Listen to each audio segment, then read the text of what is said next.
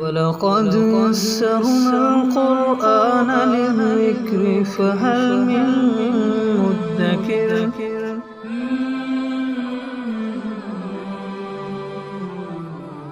سورۃ الشمس اعوذ باللہ من الشیطان الرجیم بسم اللہ الرحمن الرحیم والشمس وضحاها، قسم ہے سورج کی اور اس کی پھیلی ہوئی دھوپ کی۔ اس سورت کے اندر جو بنیادی مضمون ہے وہ یہ ہے کہ اللہ تعالیٰ نے انسان کے اندر نیکی کا جذبہ بھی پیدا فرمایا ہے اور برائی کا، بدی کا جذبہ بھی پیدا فرمایا ہے۔ اب یہ انسان کے اوپر ہے کہ وہ اپنے کون سے جذبے کو بڑھاوا دے کر اور اس کے اوپر عمل کرتا ہے۔ اب نیکی پر عمل کرنے والا ظاہری بات ہے وہ کامیاب ہے، اور جو برائی والے جذبے پر عمل کرنے والا ہے وہ ناکام ہے۔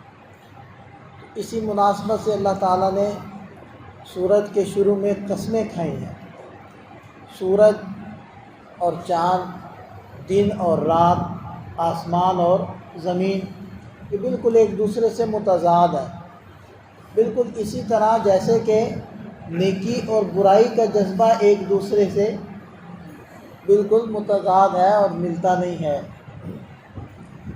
تو ارشاد فرمایا کہ والشمس وضحاها، قسم ہے سورج کی اور اس کی پھیلی ہوئی دھوپ کی، والقمر اذا تلاها، اور قسم ہے چاند کی جب وہ سورج کے پیچھے آئے۔ تلا یتلو معنی ہوتا ہے پیچھے آنا، فالو کرنا کسی کو۔ تو ہم قرآن پڑھنے کو بھی تلاوت کہتے ہیں نا، یہ بھی تلا یتلو سے ہی بنتا ہے، کیونکہ ہم لکھے ہوئے ٹیکسٹ کو فالو کر رہے ہوتے ہیں، اس کو مین و عن پڑھ رہے ہوتے ہیں، اس لیے اس کو بھی تلاوت کرنا کہتے ہیں۔ والنہار اذا جلاها، اور قسم ہے دن کی جب وہ سورج کو خوب روشن کر دے، ظاہر کر دے۔ حالانکہ ہوتا ہے اس کا برعکس ہے، سورج نکلتا ہے تو دن ہوتا ہے، لیکن اللہ تعالیٰ نے اس کو تعبیر کیسے کیا؟ قسم ہے دن کی جب وہ سورج کو ظاہر کر دے، یوں اللہ تعالیٰ نے اس کو تعبیر فرمایا۔ واللیل اذا یغشا، اور قسم ہے رات کی جب وہ سورج کو ڈھانپ لے۔ والسماء وما بناها، اور قسم ہے آسمان کی اور اس چیز کی جس نے آسمان کو بنایا۔ والارض وما طحاها، اور قسم ہے زمین کی اور اس چیز کی جس نے اس کو بچھایا۔ ان قسموں کے بعد ارشاد فرمایا ونفس وما سواها، قسم ہے انسانی جی کی، وما سواها، اس چیز کی جس نے اس کو سنوارا۔ فَأَلْهَمَهَا فُجُورَهَا وَتَقْوَاهَا، پھر اس کے دل میں اس کی بدکاری اور اس کی پرہیزگاری وہ ڈال دی۔ اچھائی کا جذبہ بھی ڈال دیا، برائی کا جذبہ بھی ڈال دیا۔ اور آگے فرمایا قد افلح من زکاها، کامیاب ہو گیا وہ شخص جس نے نفس کو پاک کر لیا۔ اب نفس کو پاک کرنے کی صورت کیا ہے؟ وہی جو اچھائی کا جذبہ ہے اس کو بڑھاوا دے کر اور اس کو کام میں لاتے ہوئے اس پر عمل کر لینا، اور برائی کا جذبہ، برائی کے بھی خیالات آ رہے ہیں تو اس کے جذبے پر عمل کر لینا۔ اس کا آگے آ رہا ہے وقد خاب من دساها، اور نامراد ہوا وہ جس نے اس نفس کو گناہ میں دھسا دیا۔ تو گناہ میں دھسا دیا یعنی برائی والے جذبے پر چل پڑا تو وہ ناکام ہو گیا، اور نیکی والے جذبے پر چل پڑا تو وہ کامیاب ہو گیا۔ اور یہی فرق ہے انسان کا فرشتوں سے، کہ فرشتوں کے اندر اللہ تعالیٰ نے یہ دونوں جذبے الہام نہیں فرمائے، صرف نیکی کا جذبہ الہام کی، اس لیے وہ صرف نیکی کر سکتا ہے۔ اس کے اندر آپ یوں کہہ لیں کہ سافٹ ویئر ہی نہیں ہے جو اس سے برائی کروائے، جو اس سے گناہ کروائے۔ وہ وہ پرزہ ہی نہیں ہے جس پرزے سے گناہ کیا جاتا ہے، تو انسان کے اندر دونوں پرزے رکھ دیے گئے۔ کذبت ثمود بطغواہا، اسی مناسبت سے اب ایک ایسی قوم کا اللہ تعالیٰ اجمالی ذکر فرما رہے ہیں، تفصیلی ذکر تو ان کا سورہ اعراف میں گزرا ہے، کہ جنہوں نے اس گناہ والے جذبے پر عمل کیا اور پھر وہ دنیا میں ناکام ہوئے، خائب و خاسر ہوئے، اور آخرت میں تو ناکامی یقینی ہے۔ تو فرمایا کہ کذبت ثمود بطغواہا، قوم ثمود نے اپنی سرکشی کی وجہ سے جھٹلایا، پیغمبر کی بات کو جھٹلایا، حضرت صالح علیہ السلام جو تعلیمات لائے تھے ان کو جھٹلایا۔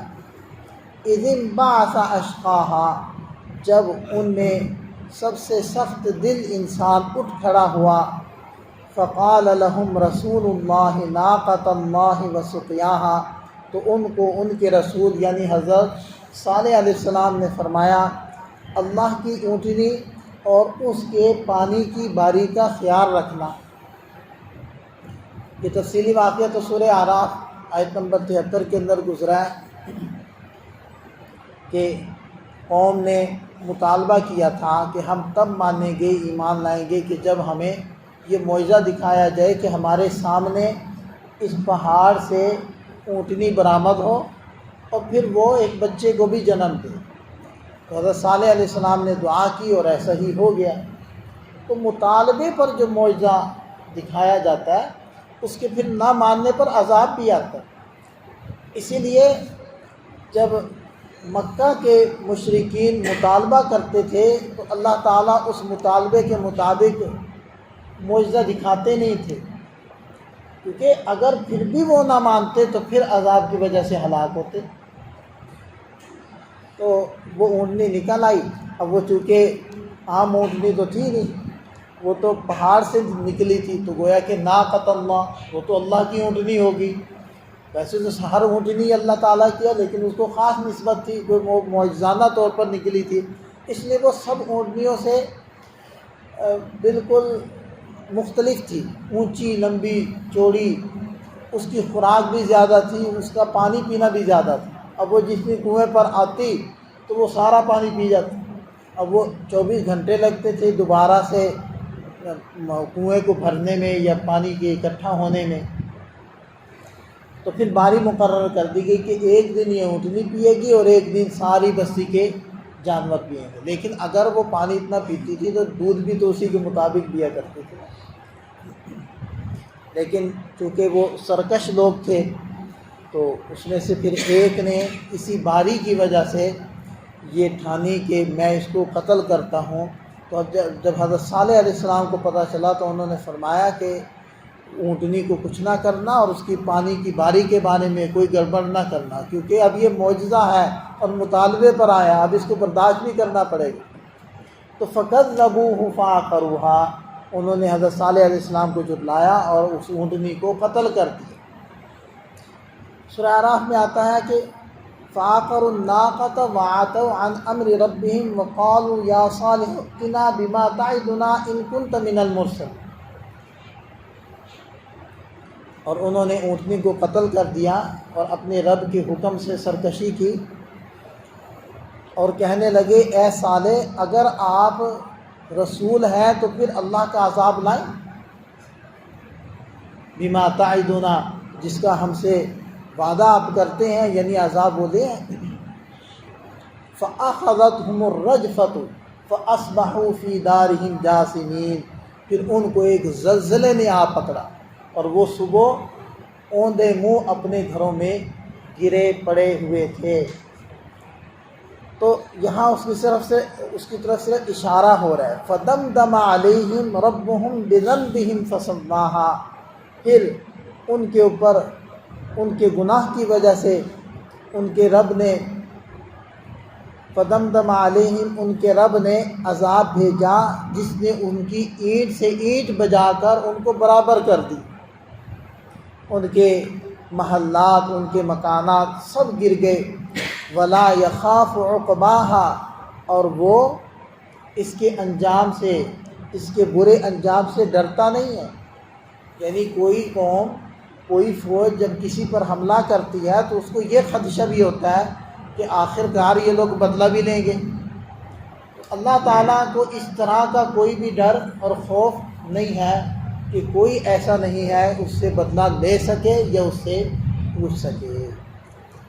اللہ تعالیٰ ہمیں بھی اپنی نیکی کے جذبے پر عمل کرنے والا بنائے۔ انسان جب اپنے نیکی والے جذبے پر عمل کرتا رہتا ہے اور برائی والے جذبے کو پیچھے دھکیلتا رہتا ہے تو پھر اس کے نفس کے اندر ایک پاکیزگی آ جاتی ہے، جس کو قد افلح من زکاہا سے بیان کیا گیا ہے۔ اور سورہ فجر کی آخری آیات آپ دیکھیں، یا ایتھا النفس المطمئنہ، اے نفس مطمئنہ۔ تو یہ جو نفس مطمئنہ ہے اصل میں یہ وہی نفس ہوتا ہے، یہ وہی جی ہوتا ہے کہ جس کو انسان نیکی پر عمل کروا کر اور گناہ سے بچا کر پاکیزہ کر لیتا ہے۔ اسی کو نفس مطمئنہ کہتے ہیں کہ نیکی کے اوپر مطمئن ہو گئے، نیکی کے اندر اس کو سکون ملنے لگا۔ اور یہ جو صوفیاء ہیں، مشائخ ہیں، اللہ والے ہیں، یہ جو اپنے پاس بٹھا کر جو مشقیں کرواتے ہیں، مراقبے کرواتے ہیں اور مختلف راستے، مختلف سلوک اور اس کے مختلف منزلیں طے کرواتے ہیں، اس سب کا منتہا یہ آیت ہے، اس کے علاوہ اور کچھ نہیں۔ کشف کا ہو جانا اور کرامات کا ظاہر ہو جانا، ان میں سے کچھ بھی مطلوب نہیں، اور کوئی بھی چیز کسی انسان کے بس میں نہیں کہ وہ اپنے ارادے سے کشف کر لے یا اپنے ارادے سے وہ کوئی کرامت ظاہر کر دے، یہ اس کے بس میں نہیں ہے۔ کرامت، معجزہ بھی کسی نبی کے بس میں نہیں۔ تو یہ جو مشائخ اور صوفیاء ہوتے ہیں، ان کی ساری ریاضتوں اور سارے اذکار کا منتہا کیا ہے کہ انسان کے اندر وہ طاقت پیدا ہو جائے کہ نیکی کا خیال آئے تو وہ عمل کر گزرے، اور گناہ کا خیال آئے تو وہ اس کو پیچھے دھکیل دے۔ بس اس پر عمل کروانا، یہ ہے صوفیت، اور یہ ہے سلوک، اور اس کی انتہا یہ ہے۔